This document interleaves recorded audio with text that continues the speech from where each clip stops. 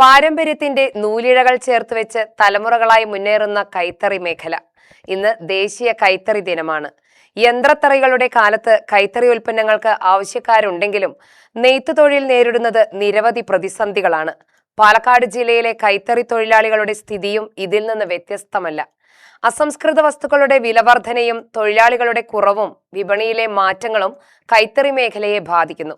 ദേശീയ കൈത്തറി ദിനത്തിൽ പാലക്കാട്ടെ കൈത്തറി മേഖലയുടെ ഇന്നത്തെ അവസ്ഥ പരിശോധിക്കുകയാണ് ഈ റിപ്പോർട്ട്.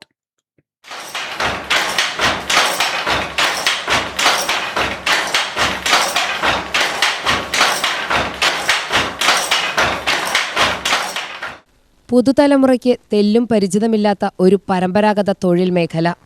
ഇടറോഡുകളിലൂടെ നടന്നാൽ തറികളിൽ ഓടം പാവുകൾക്കിടയിലൂടെ ഓടുന്ന ശബ്ദം. ഇത് തറിയുടെ താളം മാത്രമല്ല, ഓടം പാവിനെ തുണിയാക്കുന്ന നെയ്ത്തിന്റെ താളമാണ്. ഒരു സമൂഹത്തിന്റെ ജീവതാളമായിരുന്നു ഓടം പാവിന്റെ ഈ താളം.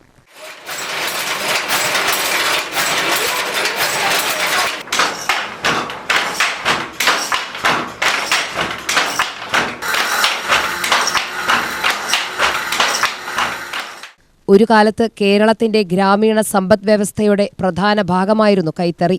ഓരോ നൂലിഴയിലും കൈത്തൊഴിലിന്റെ അധ്വാനവും പാരമ്പര്യത്തിന്റെ അടയാളങ്ങളും. നെയ്ത്ത് ഗ്രാമങ്ങളിലുള്ളവർക്ക് കുഞ്ഞുനാളിലെ കണ്ടും കേട്ടും പഠിച്ച നെയ്ത്തല്ലാതെ മറ്റൊരു തൊഴിലും അറിയില്ല. എന്നാൽ യന്ത്രത്തറികളിൽ കുറഞ്ഞ സമയത്തിനുള്ളിൽ കൂടുതൽ ഉൽപ്പാദനം സാധ്യമായതോടെ കൈത്തറി മേഖല കടുത്ത മത്സരത്തിലായി. ഉൽപാദനച്ചെലവ് ഉയരുന്നതും അസംസ്കൃത വസ്തുക്കളുടെ വിലവർധനയും വിപണി കണ്ടെത്താനുള്ള ബുദ്ധിമുട്ടുകളും നെയ്ത്തുകാരുടെ ജീവിതത്തെയും ബാധിച്ചു. പാലക്കാട് ജില്ലയിലെ കൈത്തറി മേഖലയിലും ഇതിന്റെ പ്രതിഫലനങ്ങളുണ്ട്. ജില്ലയിൽ കൊല്ലങ്കോട്, വടവന്നൂർ, പെരുവമ്പ്, ചിറ്റൂർ, തത്തമംഗലം, നെന്മാറ തുടങ്ങിയ പ്രദേശങ്ങളിലായി 1000-ലധികം കൈത്തറി നെയ്ത്ത് കുടുംബങ്ങളാണുള്ളത്. ചിറ്റൂർ ദേവാംഗപുരത്ത് നെയ്ത്തിനെ മാത്രം ആശ്രയിച്ച് ജീവിക്കുന്ന നിരവധി കുടുംബങ്ങളുണ്ട്.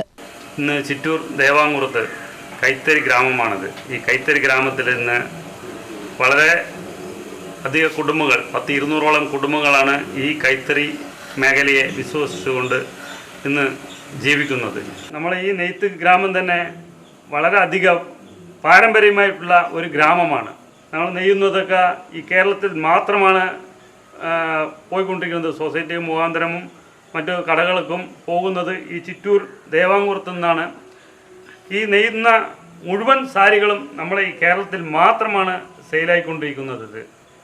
അതേപോലെ തന്നെ നമുക്ക് ഇന്ന് വളരെ ബുദ്ധിമുട്ടുള്ള കാര്യങ്ങൾ കൂടിയുണ്ട്. നമ്മൾ ദേവാംഗപുരത്ത് സൊസൈറ്റി എന്ന് പറഞ്ഞിട്ട് ഒന്നുണ്ടായിരുന്നു, ദേവാംഗപുരം കൈത്തറി സൊസൈറ്റി.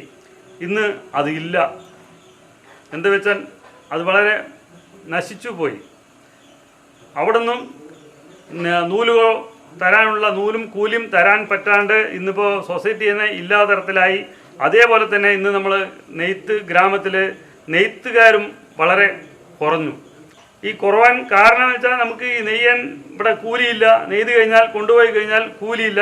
ഇവിടെ കൂലിയില്ലാണ്ട് നമ്മളിവിടെ എങ്ങനെ ജീവിക്കുന്നത്? വേറെ തൊഴിൽ നമുക്ക് അറിയില്ല. ഇതിന് മാത്രമാണ് ആശ്രയിച്ച് ജീവിക്കുന്നത്. അപ്പോൾ നമ്മൾ കുറേ നെയ്ത്തുകാരൊക്കെ അതർ സംസ്ഥാനമായ തമിഴ്നാടോട് ബന്ധപ്പെട്ട് തമിഴ്നാട്ടിലെ നെയ്ത്തുകാരുണ്ട്. അവിടെ ബന്ധപ്പെട്ട് അവിടെ നിന്നും നൂലുകൾ വാങ്ങിയിട്ട് വന്ന് ഇവിടെ നെയ്യുന്നതുണ്ട്. ഇല്ലാത്ത അതിനും പറ്റാത്ത ആൾക്കാർ മറ്റ് ജോലിക്ക് വേണ്ടി തമിഴ്നാട് തന്നെ ആശ്രയിച്ച് പോയി അവിടെ പോയി ജീവിക്കുകയാണ്.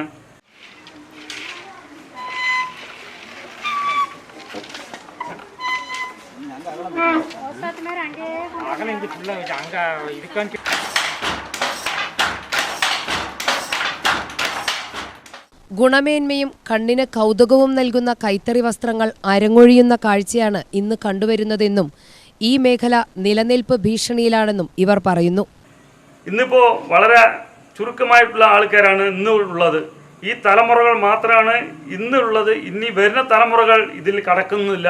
പുതിയ തലമുറകൾ ആരും നെയ്യാൻ വേണ്ടി ഇവിടെ തയ്യാറാകുന്നില്ല. എല്ലാവരും മറ്റുള്ള ജോലിക്ക് വേണ്ടി തയ്യാറായി മറ്റുള്ള ജോലിക്ക് വേണ്ടി പോവുകയാണ്. ഈ കേരളത്തിലെ നോക്കുമ്പോൾ ഇനി വരുന്ന ഓണങ്ങൾ എങ്ങനെയായിരിക്കും എന്നാണ് നമ്മളൊക്കെ ആലോചിക്കുന്നത്.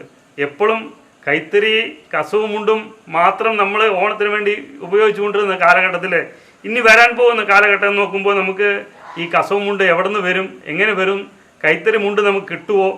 ഒരു പൊക്കിഷമായിട്ടുള്ള കാഴ്ചയാണ് ഇന്ന് നമുക്ക് കാണുന്നത്. നൂൽ വാങ്ങുന്നതു മുതൽ തുണി നെയ്തെടുക്കുന്നതുവരെ ഓരോ ഘട്ടത്തിലുമുണ്ട് അധ്വാനം. എന്നാൽ ഈ അധ്വാനത്തിന് ആനുപാതികമായ വരുമാനം ലഭിക്കുന്നുണ്ടോ എന്നതാണ് നെയ്ത്തുകാരുടെ പ്രധാന ചോദ്യം. നാടൻ കൈത്തറി യന്ത്രത്തിൽ മണിക്കൂറുകളോളം പണിയെടുത്താൽ കിട്ടുന്നത് തുച്ഛമായ വരുമാനം മാത്രമാണ്. വിപണിയിൽ വില കുറഞ്ഞ യന്ത്രനിർമ്മിത വസ്ത്രങ്ങൾ നിറയുമ്പോൾ കൈത്തറി ഉൽപ്പന്നങ്ങൾക്ക് വിപണി കണ്ടെത്തുക എളുപ്പമല്ല. ഓൺലൈൻ വിപണിയിലേക്കും പുതിയ വിൽപ്പന രീതികളിലേക്കും മാറാൻ കഴിയാത്ത ചെറുകിട നെയ്ത്തുകാർക്ക് പ്രതിസന്ധി കൂടുതൽ രൂക്ഷമാണ്.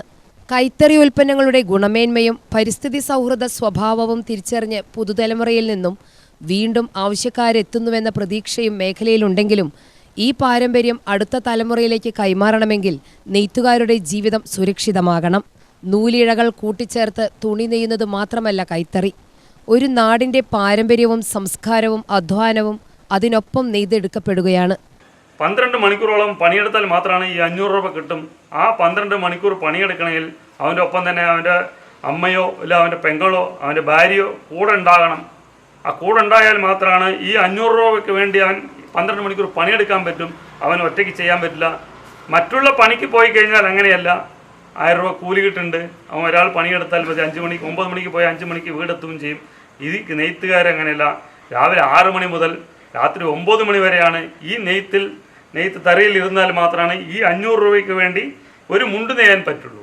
അതാണ് ഇന്നത്തെ സാഹചര്യം. ഇതൊന്നും മാറണം എന്ന് മാത്രമാണ് നമ്മൾ ആഗ്രഹിക്കുന്നത്. അതേപോലെ തന്നെ ഈ മാറ്റത്തിനെ നമ്മളൊന്ന് പറയുന്നത് കേരള ഗവൺമെൻറ്റും കൂടി ഒന്ന് മുൻകൈ എടുത്തുകൊണ്ട് ഒരു മാറ്റത്തിനെ അനിവാര്യമാക്കണമെന്ന് മാത്രമാണ്.